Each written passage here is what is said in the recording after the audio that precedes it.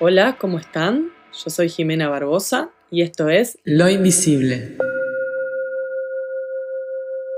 Sean bienvenidos a este nuevo episodio. Hoy vamos a empezar a hablar de los palos de los arcanos menores. Como sabrán, los arcanos menores están divididos en 4 palos, que son oro, bastos, espadas y copas. Esto ya lo conocen de la baraja española. Dentro de los arcanos menores podemos encontrar las cartas numeradas, que van del as al 10, y las figuras, que son las figuras de la corte, el paje, la reina, el rey y el caballero. Los arcanos menores nos traen una información energética y concreta sobre aspectos específicos de nuestra vida cotidiana. O sea, nos sirven para hilar más fino y con mayor exactitud en algunos puntos, ¿no? Para recibir información concreta.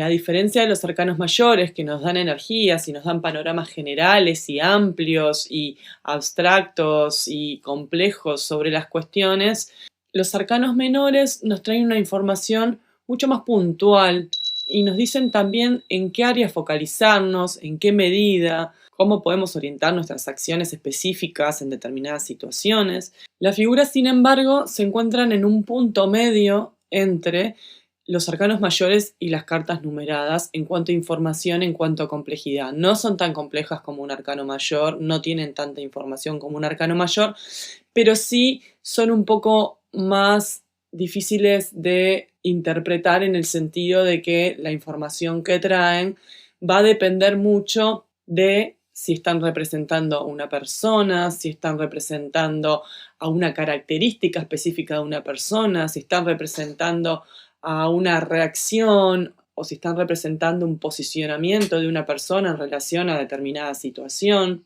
Entonces nos van a estar representando también características psicológicas y posibilidades de las personas en un sentido expandido o contraído. Entonces va a depender mucho de la lectura, de la posición en la que salgan, de las cartas que tenga alrededor, etcétera, etcétera, etcétera, de la información que nos dé el consultante. En sí, los arcanos menores son un gran aporte a las lecturas porque completan la información, especifican la información, afinan la información, nos dan una perspectiva mucho más clara de lo que está sucediendo e incluso nos dan información para poder asistir mejor a la persona que tenemos enfrente. Pero claro, lo que me gustaría hablar hoy es de los elementos, o sea, de esta característica que tienen los arcanos menores de estar representando a elementos de la naturaleza que nos componen, que nos conforman, que nos hacen seres humanos, que nos hacen seres pertenecientes a este planeta Tierra. Entonces, en esta conjunción de los elementos con el tarot, hay una información muy grande y muy valiosa que nosotros podemos tomar independientemente de los valores de las cartas, de qué carta hayamos sacado dentro de los arcanos menores. No vamos a hablar acá de cada uno de los arcanos menores, del 1, del 2, del 3 hasta el 10 o de las figuras, sino que lo que vamos a hablar es de cómo estos elementos aportan a nuestra vida, de cómo los podemos ver en nuestra vida, cómo podemos observarlos, desde qué lugares podemos analizarlos y reflexionarlos para trabajarlos a través del tarot, para después observarlos en el tarot. Cómo estos elementos se encuentran en nuestra vida caracterizados y definidos para luego poder utilizar el tarot como vía de profundización y de trabajo de estas cuestiones que atraviesan nuestra vida, ¿no? Que nos hacen. Entendiendo también a estos 4 elementos como 4 dimensiones de la percepción del mundo. Y bueno, hoy vamos a hablar de uno de estos palos, que va a ser las copas, que representan al elemento agua, y dentro de las copas encontramos todo lo que tiene que ver con el universo emocional, afectivo, espiritual. Las copas contienen todo lo sutil, las sensaciones, todo lo que sentimos. Son el campo de lo no racional, de lo intangible. Y acá corto un segundo para pasarles un aviso. Que se queden hasta el final porque vamos a hacer un ejercicio para integrar esta energía, para observarla, reflexionarla, sentirla, integrarla, transitarla, aprender a habitarla, reconocerla. Les voy a dejar una herramienta muy básica y muy simple para poder entendernos a nosotros mismos y entendernos un poco más dentro de la complejidad que implica el universo emocional, espiritual y de lo sutil. Muy bien, vamos allá. Las copas están comprendidas dentro de lo que se llama elementos de energía receptiva. ¿Qué es la energía receptiva? La energía receptiva es una energía que tiende a la quietud, que tiende a la adaptabilidad. Es una energía que es más reactiva que activa, o sea, es una energía que reacciona a estímulos. Es una energía más yin, más femenina. En palabras de Marian Costa, es una energía cóncava que recibe. Y antes de empezar a hablar un poco más de las copas, me gustaría quebrar una lanza por la energía receptiva, porque muchos la confunden con una energía que tiende a la pasividad. Y tender a la quietud y a la receptividad no es pasividad. Tiene que ver mucho más con la introspección, el procesamiento de información, la intuición, todo lo que es procesos internos y de permeabilidad, de vulnerabilidad. Y me voy a explayar un poquito cuando hablo del término vulnerabilidad, porque esto también viene de una experiencia personal que en intercambio con otras mujeres me he dado cuenta que no solo a mí me sucede, y también veo que en el universo masculino sucede. Todos, como saben, tenemos una energía femenina y una masculina. Algunos manifestamos más una y otros manifestamos más la otra, y algunos están un poco más en equilibrio, los que tienen suerte. Entonces, ¿qué pasa? Yo durante mucho tiempo tuve una creencia interna limitante, inconsciente, que viene también de mi educación o de los desafíos que tuve en mi vida, los que me tuve que adaptar y tuve que desarrollar más un tipo de energía quizás más masculina, más activa, más de ir hacia adelante, hacia la acción, hacia la expresión. Y sinceramente, por dentro, en un punto, yo sentía que la vulnerabilidad era una tontería. La vulnerabilidad era una debilidad. Identificaba vulnerabilidad con debilidad.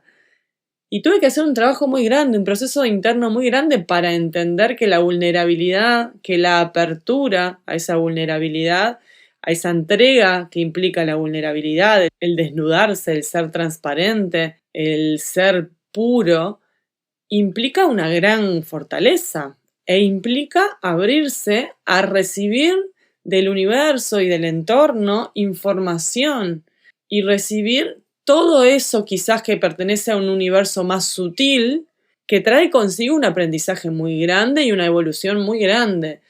Y ese es el lado femenino y ese es el lado receptivo que todos tenemos, independientemente de nuestro género y nuestras orientaciones sexuales y nuestras opciones y cómo nos autopercibamos. Todos manejamos energía masculina y femenina en este sentido, ¿no? En el sentido de actividad y receptividad. Claro, pertenecemos a una cultura que está permanentemente diciéndonos que tenemos que ser fuertes, que tenemos que ser valientes, que la vulnerabilidad nos hace débiles, que ser débil está mal porque hay que triunfar y para triunfar hay que ser fuerte, y que mide el éxito en términos de ganancias económicas, de fortaleza física, de popularidad, y bueno, y toda esta cantaleta que ya sabemos, que ya conocemos, que es cultural, pero que se permea hacia nuestra vida íntima, hacia nuestros vínculos más íntimos, hacia nuestras familias. Es la forma en que nos educan, son los discursos que escuchamos desde niños en la tele, en nuestros padres, de forma subyacente a lo que dicen, ¿no? Te tiene que ir bien en esto, te tiene que ir bien en aquello, porque si te va mal en esto o en aquello, vas a caer en la mediocridad, y Dios te libre y te salve de caer en la mediocridad.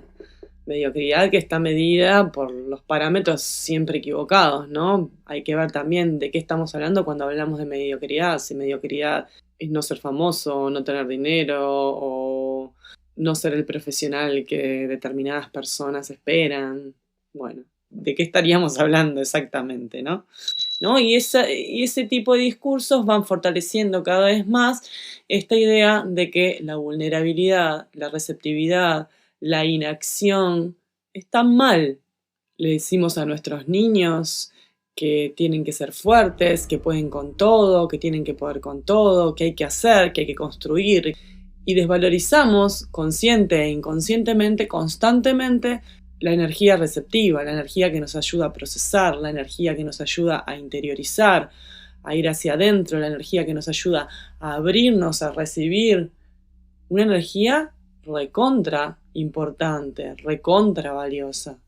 Y en un punto también entendí que esta parte de vulnerabilidad y esta parte de receptividad era necesaria para mí trabajarla y afrontarla e integrarla, porque si no me estaba limitando muchísimo, no me estaba permitiendo abrirme un montón de cuestiones que yo quería abrirme, que tenía que ver también con mis vínculos de pareja, con mis relaciones con mi familia, con mi entorno, ¿no? Pero bueno, esto es un tema también que voy a desarrollar más quizás en otro episodio cuando les hable de todo el trabajo que hice con la templanza para desarrollar esta energía.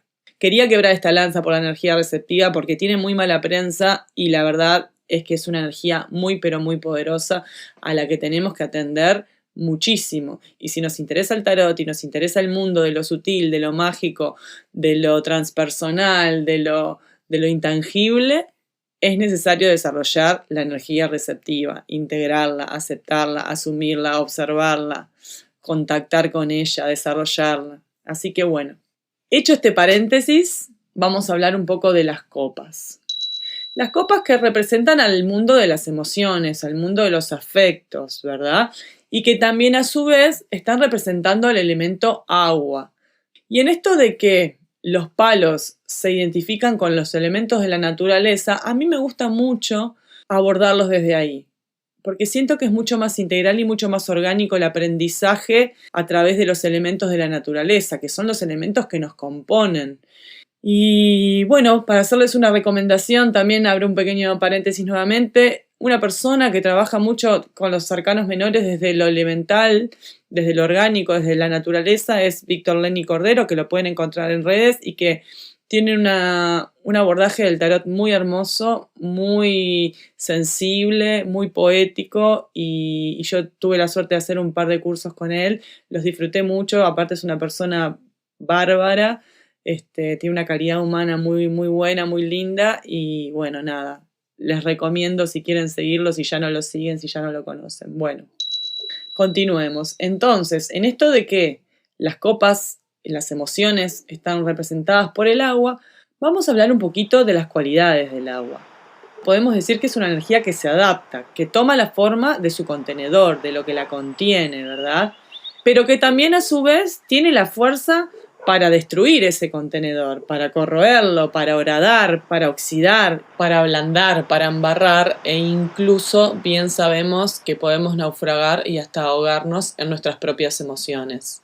Y siempre cuando pienso en esto me acuerdo de un tema de Gilberto Gil que se llama Tempurrey, que van a perdonar mi portugués, que tiene una estrofa, un pedacito que dice: agua mole en pedra dura, tanto bachi que no restarán en pensamiento.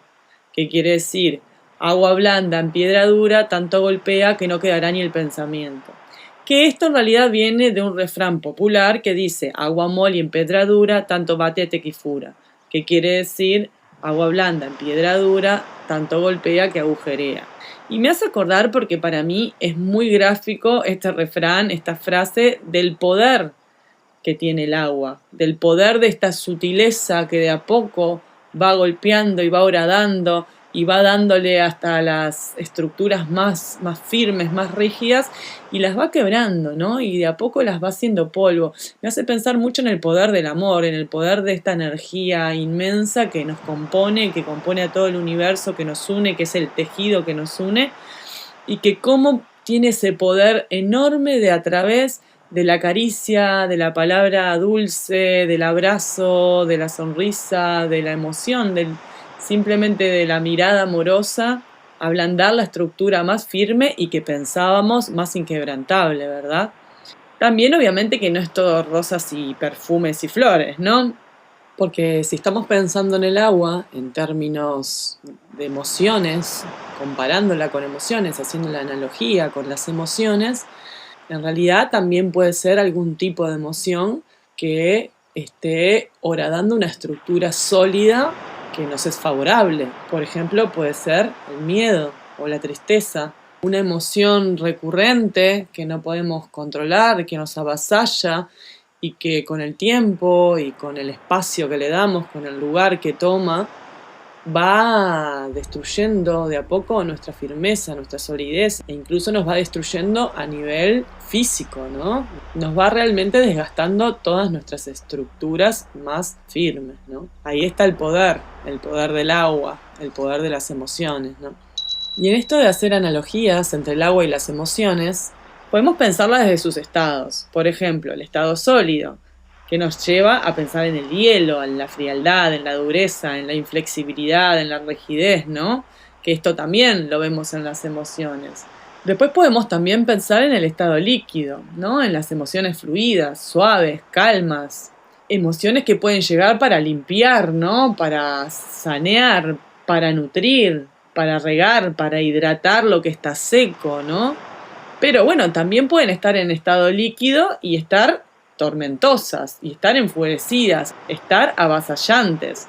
Pueden inundarlo todo, desbordar e incluso ser muy destructivas, ¿no? O sea, realmente conocemos ese poder de las aguas cuando viene la tormenta, ¿no?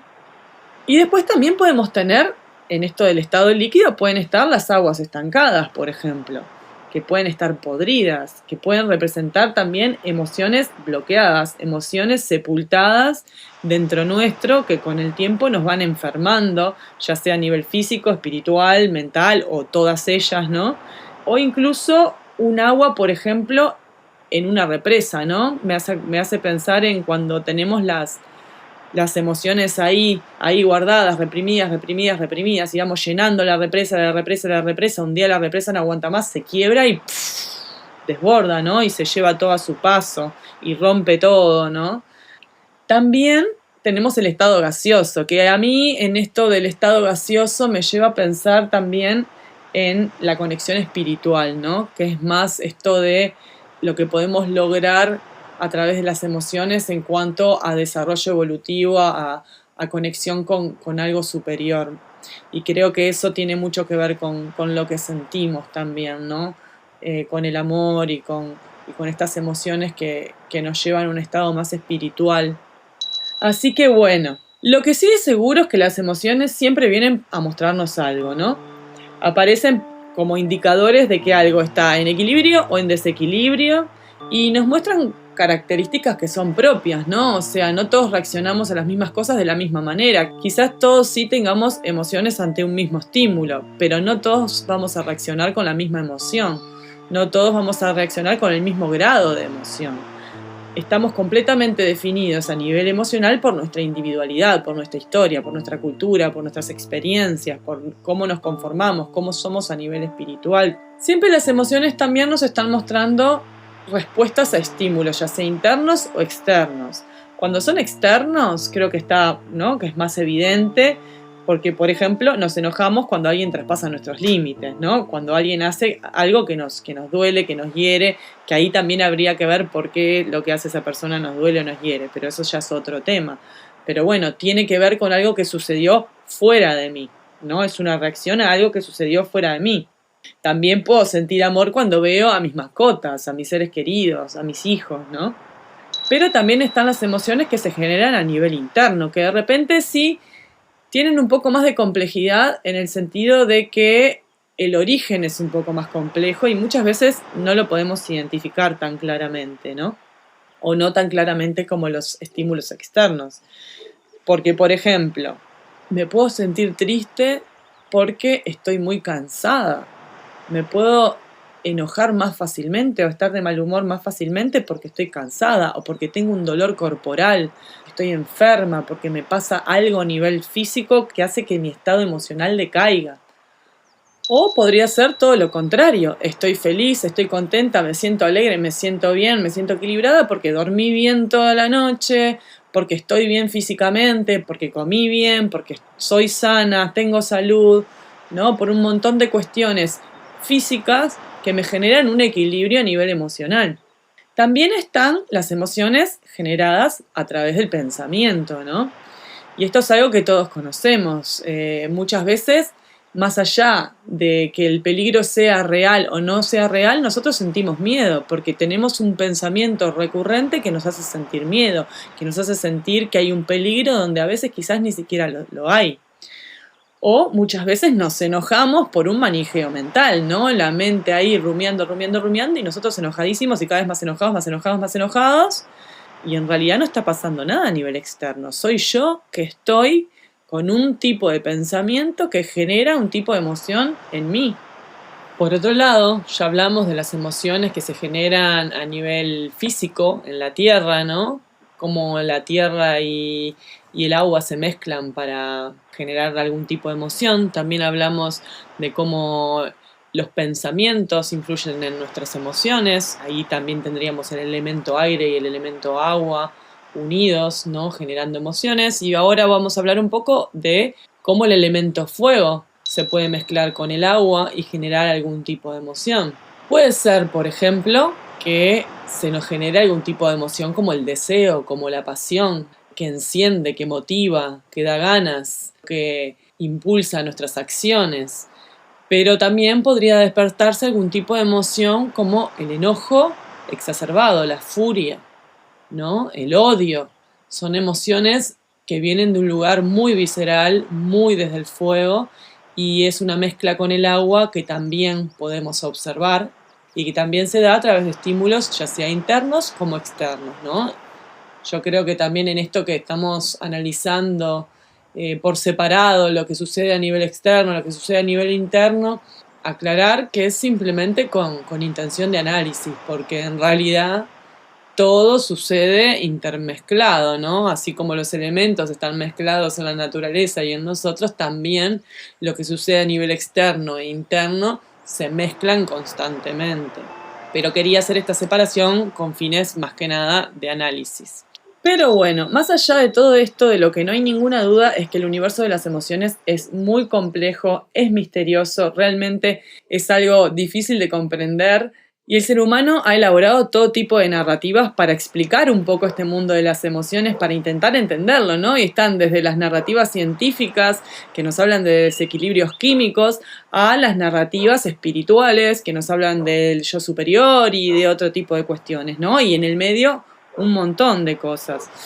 Entonces, nada, yo siento un poco que en esto de que el universo emocional es muy complejo y no es fácil entender lo que sentimos e identificar el por qué y para qué de cada emoción, muchas veces, de hecho, no podemos ni darnos cuenta de cuál es la emoción que nos invade o si de repente son varias emociones al mismo tiempo, mezcladas.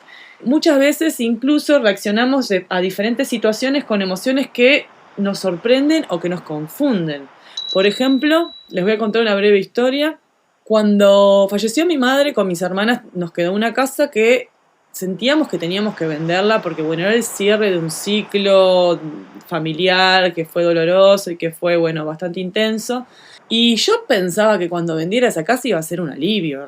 Y realmente también sentía que iba a estar contenta porque iba a recibir un dinero que me iba a venir bien, y iba a ser como una energía que se transmutaba a través de esta venta y que iba a permitir fluir un montón de cosas. Y esto sucedió, vendimos la casa y cuando la vendimos, el día que la vendimos, una tristeza, un duelo enorme que tuve que transitar como parte del duelo también de la muerte de mi madre, del cierre, ¿no? De un cierre familiar bastante fuerte. Pero todo lo que pensé que iba a sentir, la necesidad esa que tenía de cerrar ese ciclo y de avanzar, en ese momento desapareció y me vino un duelo y me vino una necesidad de retener, una nostalgia por ese cierre de ciclo, un dolor, una despedida muy grande de toda una etapa de mi vida, que lo cual era lógico que sucediera, después lo pude ver, lo pude entender, lo pude trabajar, pero en el momento me sorprendió, en el momento no esperaba eso, en el momento esperaba alivio, tranquilidad, calma, felicidad, cierre feliz. Y bueno, fue un duelo. Y así pasa con un montón de cosas, ¿no? Con cosas inclusive más pequeñas, más del día a día, más cotidianas, no tan trascendentales o no tan importantes como un duelo familiar o algo así. Y bueno, es ahí donde el tarot evolutivo puede ayudarnos a esclarecer, ¿no? a arrojar un poco de luz sobre esto que sentimos para también ver nuestros puntos ciegos y ordenarnos un poco mejor, ¿no? Entendernos, aceptar lo que nos pasa, transitar las emociones, respetando nuestros tiempos, nuestros procesos, que es súper importante, ¿no? Y a veces en una tirada de tarot se nos abre un montón de información que no estábamos viéndola, o que no estábamos observándola, o que no estábamos incluso queriendo verla. Y en la medida que nosotros manifestemos el deseo de ver eso y la búsqueda hacia eso, en el tarot eso puede aparecer y nos puede ayudar un montón. De hecho, a mí me ha ayudado un montón a ver un montón de cosas y también a entender que cada emoción es necesaria y que por algo aparece.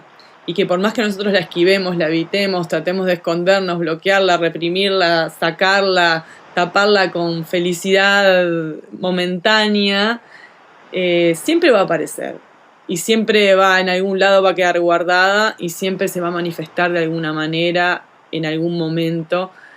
Y lo mejor que podemos hacer es darle el lugar que tenemos que darle en el momento que aparece. Es la forma más sana de transitarlas, de habitarlas, de entenderlas, de procesarlas, para luego poder despedirlas habiendo hecho el trabajo que esa emoción vino a hacer, ¿no? Y habiendo integrado la enseñanza que esa emoción vino a traernos. Las emociones llegan con un mensaje y es importante recibirlas y escucharlas. Y en eso el tarot es un gran, gran aliado. Y bueno, en esto de que los arcanos menores nos traen los elementos, también me gustaría agregar que no solo los arcanos menores nos traen los elementos están presentes en todo el tarot, en los arcanos mayores también. A mí personalmente me gusta trabajar con los elementos, me gusta identificar los elementos en las cartas. Algunas personas hacen correspondencias astrológicas y en relación a los astros y al elemento del signo le dan esa correspondencia a las cartas. Yo no lo hago por ahí, yo lo hago más desde un sentido personal. Algunas veces he leído en algunos libros, en algunas teorías sobre correspondencias con los elementos con las que yo de repente no estoy de acuerdo. Las respeto totalmente porque me parece que cada quien lee el tarot como más lo siente y esa es la mejor manera. Pero yo personalmente tengo como mis correspondencias con los elementos e incluso siento que algunos arcanos mayores tienen más de un elemento y a veces se manifiesta con más peso uno y a veces se manifiesta con más peso el otro, dependiendo de la lectura. Pero es súper enriquecedor para la lectura de tarot y para el consultante integrar esta visión elemental. Porque por más que en la vida real estos elementos están todos entremezclados y no es tan fácil dividir el fuego por acá, el agua por allá, el aire por allá, la tierra por allá, ¿no? Todo perfectamente separado. Sí, esta observación más profunda y más desintegrada que ofrece el tarot nos ayuda a ver en las diferentes áreas con un poco más de profundidad, ¿no? Y es muy interesante ver lo que nos abren tanto los arcanos mayores como los arcanos menores a través de los elementos. Y para terminar me gustaría recordarles el experimento de Masaru Emoto, que si no lo conocen, él fue un investigador japonés. Pueden ir a buscar su documental en YouTube. Es muy interesante y habla todo sobre este experimento que les voy a contar ahora. Él tomaba muestras de agua en frasquitos y les ponía palabras bellas, emociones bellas, amor, belleza, paz. Y a otros frasquitos les ponía palabras desagradables como odio, estúpido, guerra y palabras por el estilo. Y luego observaba lo que sucedía con los cristales del agua al congelarse. Y como resultado dio que los cristales de las palabras bellas se formaban perfectamente. Si alguna vez tuvieron la oportunidad de ver los cristales del agua, lo pueden buscar en Google. Son hermosos y son únicos. Y los cristales de las palabras feas, de las palabras desagradables, no llegaban a formarse o quedaban deformes. Esto a mí me hace explotar el cerebro porque realmente lo importante, el peso que tienen las palabras que nos decimos, que nos dicen y que nos decimos a nosotros mismos, ¿no? Somos, en promedio, 70% agua. Y si será importante Entonces, cómo nos hablamos, cómo nos referimos a nosotros mismos, cómo pensamos sobre nosotros mismos. Realmente es muy, muy importante para nuestra vida sobre la tierra, para nuestra salud en todos los niveles, ser gentiles con nosotros mismos, ser pacientes, aceptarnos y amarnos tal cual somos. Así que nada, los dejo por acá con esta reflexión. Vamos a hacer ahora un breve ejercicio para observar cómo están nuestras emociones en este momento. Si no están en un lugar en el que pueden estar tranquilos, tranquilas, tomarse unos minutitos para respirar, vayan a un lugar o déjenlo para cuando puedan estar en un lugar con esas características. Entonces, nos vamos a sentar cómodos, que no estén haciendo fuerza con ninguna parte del cuerpo, que no haya tensión en ninguna parte del cuerpo. Vamos a cerrar los ojos, si podemos tener los pies en contacto con la tierra mejor. Y vamos a respirar profundo por la nariz 3 veces y soplar lentamente por la boca, cada uno a su tiempo, suavemente, gentilmente. En cada expiración relajo el cuerpo, observo si hay tensiones, si hay dolores. Intento llevar aire para esos lugares y relajar.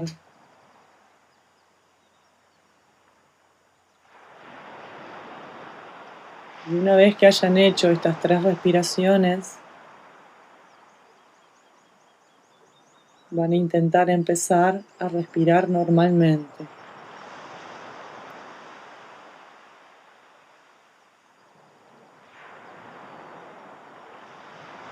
Y vamos primero que nada a hacer un recorrido por el cuerpo. ¿Cómo está mi cuerpo hoy? ¿Tengo frío? ¿Tengo calor? ¿Hay tensión en algún lugar de mi cuerpo? ¿Estoy relajado?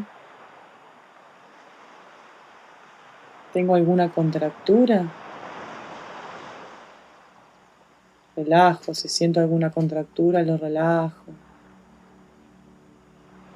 Sigo respirando, sigo recorriendo mi cuerpo, mis órganos, cómo estoy por dentro, cómo se sienten mis órganos.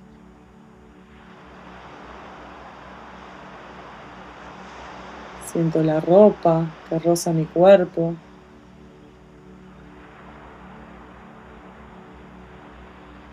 Siento los músculos de mi cara. Aflojo la boca, aflojo el entrecejo. Y percibo mi cuerpo. Estoy aquí ahora, en mi cuerpo, completamente. Lo habito. Soy un cuerpo.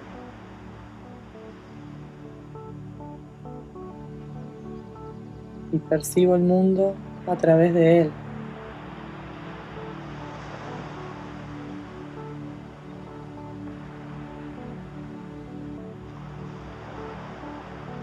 Vamos a ir ahora a nuestra cabeza, a nuestra mente, a nuestros pensamientos. Y vamos a observar. Vamos a observar como quien observa de lejos, como un observador distante, ajeno a mis pensamientos. No los juzgo. No son buenos, no son malos, no son lindos, no son feos. Simplemente los observo y los veo pasar.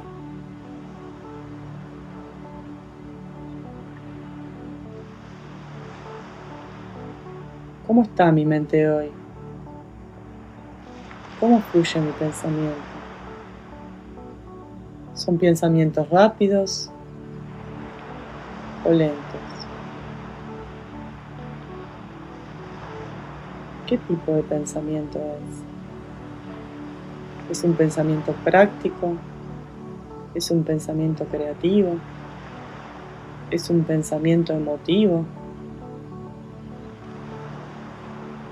Lo observo y respiro. Llevo aire a esos pensamientos.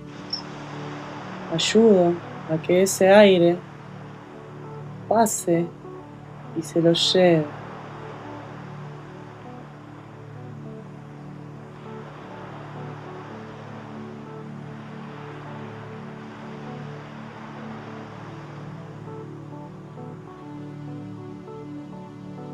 Y ahora vamos a ir a nuestras emociones. ¿Qué siento hoy? ¿Cómo están mis emociones hoy? ¿Puedo identificar? ¿Puedo ponerle un nombre a esa sensación que tengo hoy, a esa emoción que tengo hoy? ¿Es una o son muchas? Si no tiene un nombre, no importa. No pasa nada. Simplemente la siento, la percibo. ¿Qué genera en mí? ¿Genera tensión? ¿Genera relajación? ¿Genera nerviosismo? ¿Qué sucede en mi cuerpo y en mi mente con esa emoción? ¿Cómo se relacionan las áreas de mi ser con esa emoción? ¿En qué parte de mi cuerpo se aloja esa emoción?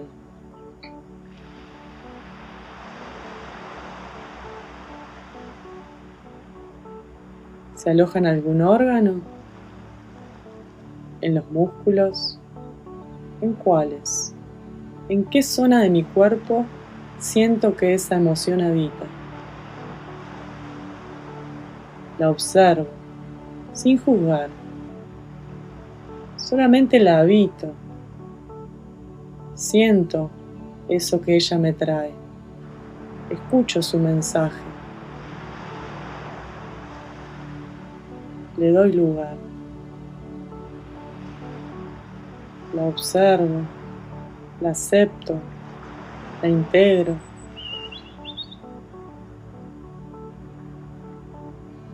Es parte de mí. Esa emoción es parte de quien soy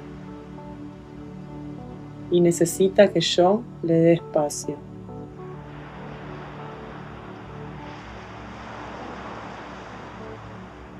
Respiro y le llevo aire a esa emoción. Le llevo aire a esa zona de mi cuerpo donde ella habita.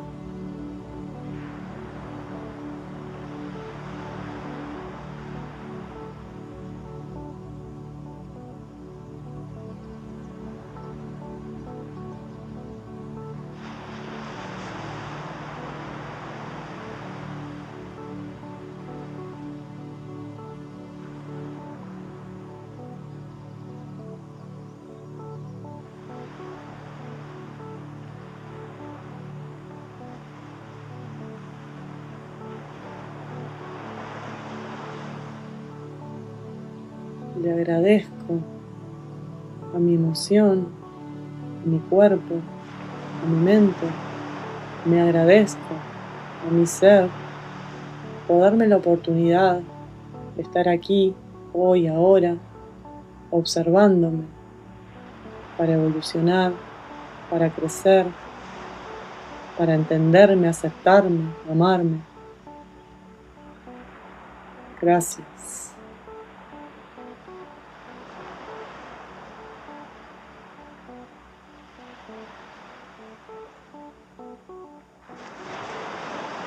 Vamos a respirar ahora 3 veces, profundo por la nariz y soplar muy lentamente el aire por la boca, cada uno a su tiempo. Y en la tercera respiración podemos empezar despacito a mover un poco el cuerpo y abrir los ojos cuando sintamos.